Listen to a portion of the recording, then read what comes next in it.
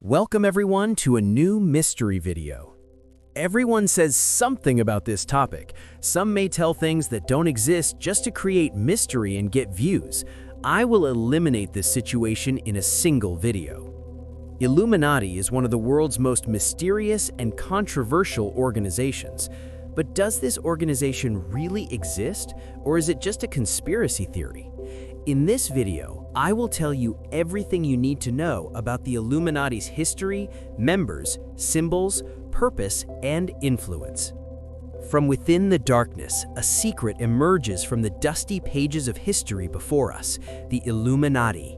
Shaped in the shadows of power, this enigmatic organization has been at the center of centuries-long speculation and conspiracy theories, and continues to capture people's curiosity even today. As we set out on a journey toward the origins of this mysterious community, be ready to get lost among forgotten symbols and encrypted messages, and to ask yourself this question: did the Illuminati organization really exist, or is there an even greater mystery beyond them? Welcome to the truth. Germany, 1748. As the Enlightenment movement that began after the Renaissance spreads wave by wave across Europe, Adam Weishaupt, who would one day found one of the world's most famous mysterious organizations, opens his eyes to a rapidly changing world. Raised from a young age with the modernist ideas of the Enlightenment, considered radical for the time, Adam begins his career as a professor of law. But he also continues to be interested in topics such as secret sciences and symbols. In fact, understanding his mindset is important to understanding the Illuminati. Notice that his career is in a highly rational field, law, but his interests are mysterious symbols and occult sciences.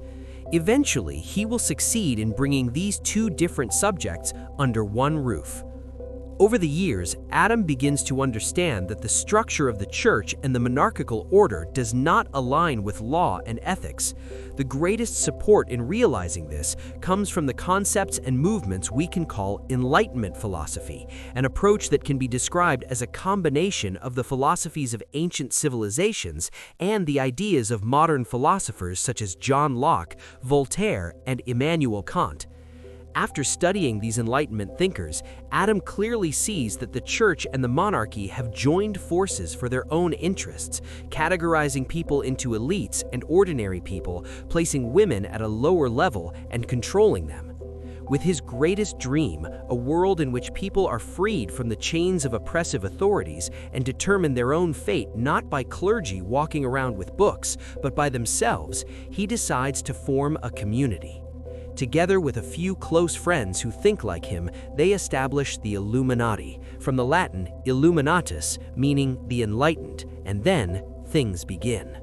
If I were to say that the Illuminati suddenly infiltrated all political institutions and military structures from the darkness, took over the press, media, and many industries, organized revolutions, carried out assassinations of presidents to establish absolute control, and ultimately aimed to carry out a massive population reduction project to establish a one-world state, I would just be hyping you up like the famous figures who have been appearing on television for years.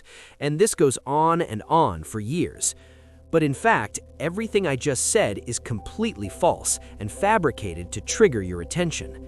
Because although many people claim that the Illuminati have controlled the world for centuries, the community was shut down just 9 years after its founding, and most of its members were killed. I assume there is surprise and disappointment on many faces. So where is the pyramid and the all-seeing eye on those videos? Where's the Kennedy assassination? Where's the One World Government project? The video isn't over. Be patient. We are just at the beginning. First, let's start with why the Illuminati was seen as a threat so quickly and attacked. Remember the ideas of Weishaupt that I mentioned earlier? Ideas that were radical for that time: equality among people, women's rights, support for scientific thinking. These are ideas you consider completely normal today, but back then, they were considered terrorist ideas by the church and monarchy. Over time, he begins to gather people around him who think like he does: doctors, engineers, anti-monarchy politicians, and scientists. In eras of oppression, these people found the chance to meet others who shared their views and exchange ideas. As the community grew, they developed symbolic communication techniques among themselves to avoid attracting attention. Adam's role here is significant. As I said before, he was very interested in symbols. Because of this interest, he frequently met with the well-known Freemasons of the time, learned about their organizational systems and internal group dynamics, and adapted these to his own community.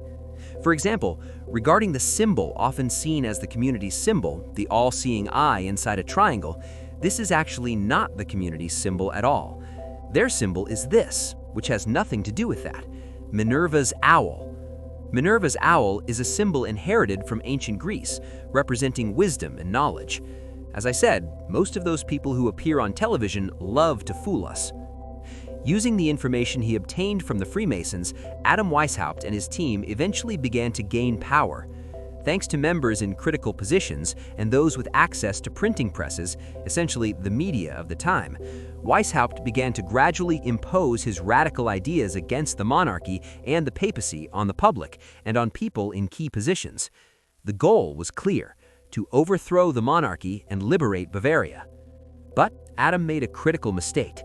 By betraying the Freemasons, not only stealing their system but also poaching their key members, and by first appearing moderate and then proposing radical ideas completely opposed to theirs, Adam Weishaupt awakened a sleeping giant. Suddenly, the organization's main objectives were reported to Karl Theodor, the ruler of Bavaria at the time. Subsequently, pinpoint operations were carried out against the community's meeting places and members across Europe, and the group was banned. During this time, some members were also killed. The founder, Adam Weishaupt, was exiled from Bavaria and spent the rest of his life in Thuringia, Gotha, until his death in 1830.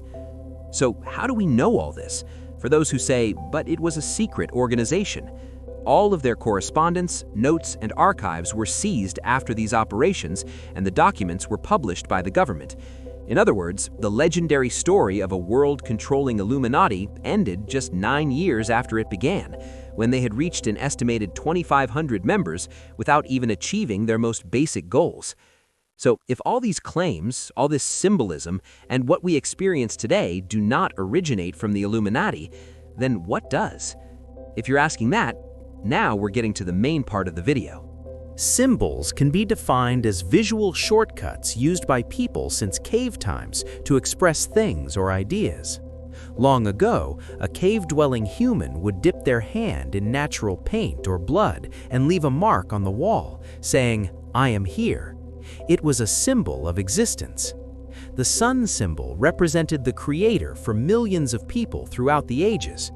The upward-facing crescent moon represented feminine energy, Sumerian goddess beliefs, and in some places, moon worship. But one symbol perhaps stands out as one of the longest-lasting and most mysterious in human history: the all-seeing eye. One of the oldest sources we have for this symbol comes from ancient Egyptian beliefs, and this is extremely important for what comes next. In ancient Egypt, this symbol is the all-seeing eye of Horus, depicted in this way. Isn't it an interesting drawing? Why didn't they just draw an eye? Why use these extensions? Some may think it's just decoration, but as I always say, ancient civilizations were far more knowledgeable than you think. The secret of this symbol becomes clear when we cut the human brain straight down the middle. That eye actually symbolizes the pineal gland, referred to as the third eye. And the idea of divine power isn't just a metaphor. According to belief, if you manage to stimulate your pineal gland sufficiently, you reach the stage mystics describe as the opening of the third eye, allowing you to see the divine essence of all creation, meaning your all-seeing eye has opened. You have now moved to the next stage of the spiritual journey. This symbol, shown as the Eye of God, was revered for ages in Egypt and became a part of belief and culture embraced by the people. And among those people, do you know who else lived there for years? The Israelites. Years later, the Israelites leave Egypt and begin their journey toward the Promised Lands under the command of their God, led by Moses. Moses does not live long enough to see the land at the end of 40 years spent on the road. In reality, walking to Jerusalem takes a week or 10 days. But maybe they visited nearby ruins, otherwise 40 years seems a bit strange. Anyway, when the Israelites arrive in the land of Canaan, they kill those who oppose them by the command of their God and settle there, and they feel the need to choose a symbol for themselves. And that symbol is what is known today as the star. There are millions of explanations for this symbol on the internet. Some say it represents the 6 basic principles of Judaism. Some say it represents directions. Some say it symbolizes the birth of David. The list goes on. I want to present a simpler meaning. There are some symbols in history that have hardly changed. For example, the circle represents infinite creation and divine order and is generally associated with the Creator. If a triangle points upward, it symbolizes the divine, celestial realm. If it points downward, it symbolizes the created realm, us. Now look again at the symbol of the Israelites. Do you think it's a star? Or do you see 2 interlocked triangles, one pointing up and one pointing down? Now consider this. The Israelites saw themselves as the chosen people of God, believing that they were created to rule everything on this planet. Those outside of them were seen as beings in the category of animals whose lives and property were permissible. If you think I'm exaggerating, read the Torah. Now analyze the symbol with this perspective. The upward-pointing triangle is the divine realm. The downward-pointing triangle interlocked with it represents the Israelites as the agents of the divine realm. This seems more logical than a simple directional symbolism. But it doesn't end there. Now we have 2 important symbols, the divine eye and the divine celestial realm. As you may know from my previous videos, the Israelites' temple was destroyed by the Babylonians, and they were taken captive.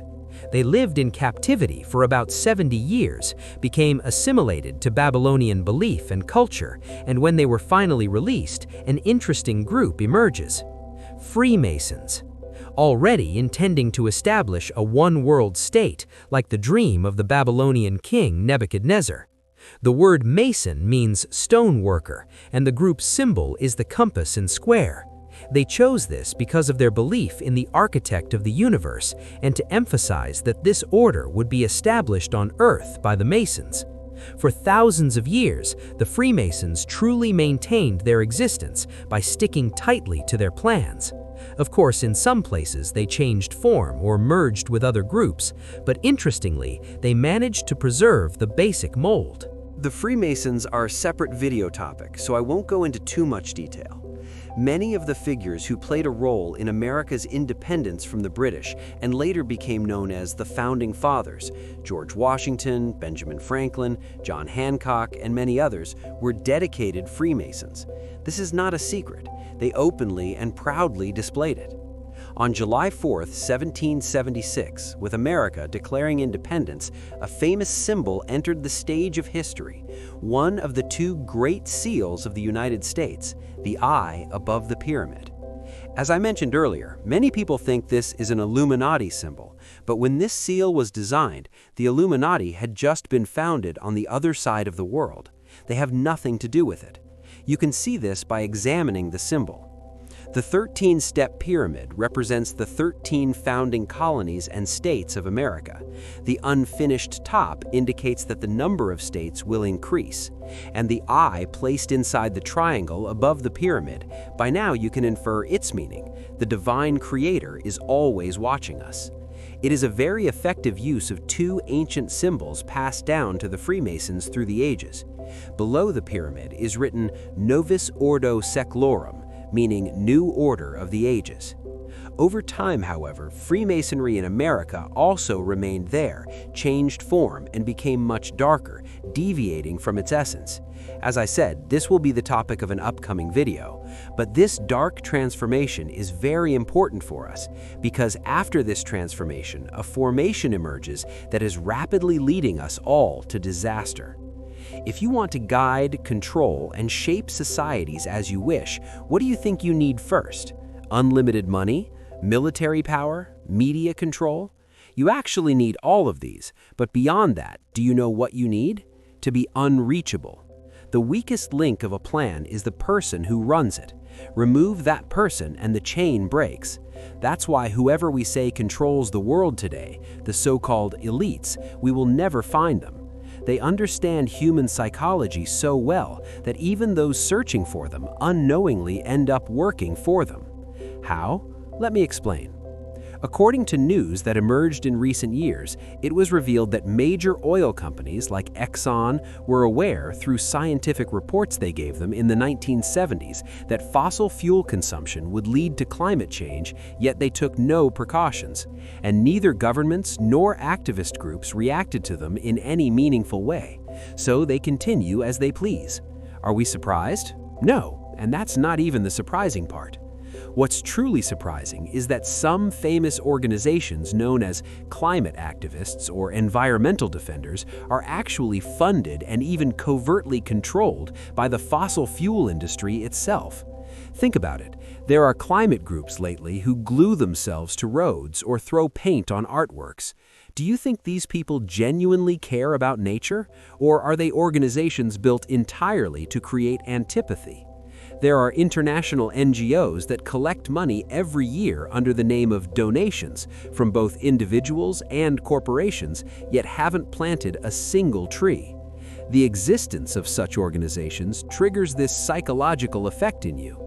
At least someone is trying to do good, and by occasionally sending them money, you think you're contributing to that good. But unfortunately, most of them are painted extensions of the very companies mentioned earlier. So why do companies do this? The answer is simple: the breakwater tactic. I just made up that term, but it fits. For example, there are cosmetic companies that test on animals. People reacted strongly, so the company announced it stopped animal testing. But then it went and set up a shell laboratory in a third world country under a different name and continued animal testing there. You direct your outrage toward this disposable front company instead of the real corporation. Why? Because you didn't research the background. You just wanted to react in the moment and feel like part of the resistance. What happened? The brand is happy. Its name is no longer directly tarnished. The protesters are happy, thinking they did the right thing. But the reality, animals suffering, didn't change. Because we didn't cut off the snake's head, we just focused on its rattling tail. This is what the elites figured out. Give people something to attack. Scatter a few conspiracy crumbs. Let them stay busy thinking they discovered something, while we do whatever we want from the shadows, like puppet masters holding the strings that no one sees. We see Jay-Z in the music industry making a triangle with his hands. The next day, headlines say the Illuminati has taken over the music industry. The next day, an eye appears in a scene of an American movie. Look, the Illuminati was exposed. But it's not about one movie. You need to see the whole picture. Look at how the American music industry changed after Madonna. Song lyrics used to be more positive. You're my only love, my family. After Madonna's Like a Virgin, look at the transformation. Look at how subliminal symbols and messages were added to movies shown to children by major film companies. These were projects from 30 years ago. Compared to today's music and movies, Madonna's looks innocent. This is how society is shaped. We keep saying Illuminati. It's long gone, but we're made to chase a ghost so we can channel our reactions somewhere. Yet no one sues or boycotts companies like Disney, one of the producers of these films. No one asks, how can you put these messages into children's movies or series? Governments don't ban them. On the contrary, Disney is now one of the largest media companies in the world. 90% of people are just trying to get through the day.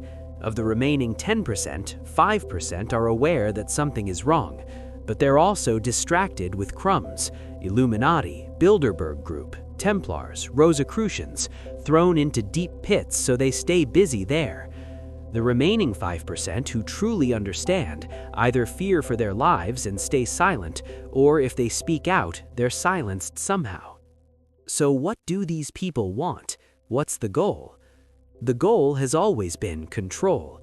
For years, they have patiently aimed to raise generations obsessed with consumption and sexuality, with no belief or attachment to anything. I'm not just talking about religion, any concept, family, love, anything.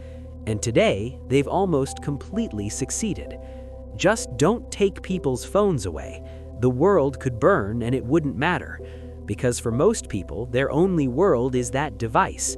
Everything else is irrelevant, because that device offers dozens of ways to escape reality for free. There's a saying in business, if something is free, you are the product. Think about it. According to a study Microsoft conducted in 2015, modern humans' average attention span was found to be 8 seconds, and it's estimated to have dropped to 5 seconds today. One of the biggest reasons you see unskippable YouTube ads for 5 seconds is this. This also reduces how long topics or values stay in our minds. We're experiencing the best example of this right now. There's still a war in Ukraine. Does anyone even talk about it anymore? It's gone. There's ongoing violence in Israel. Everyone was fired up the first month. Now it's already being forgotten. In 2 months, it won't even be mentioned. This is how easy it has become to direct societies. They dictate what you eat, what you wear, what fashion is, what the ideal female body or male form should be. You think you're making choices, but your daily choices have already been presented to you.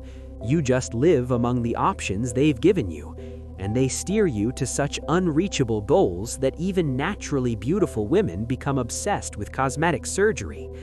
Men think their strength and character are directly related to the cars they drive and the money in their pockets.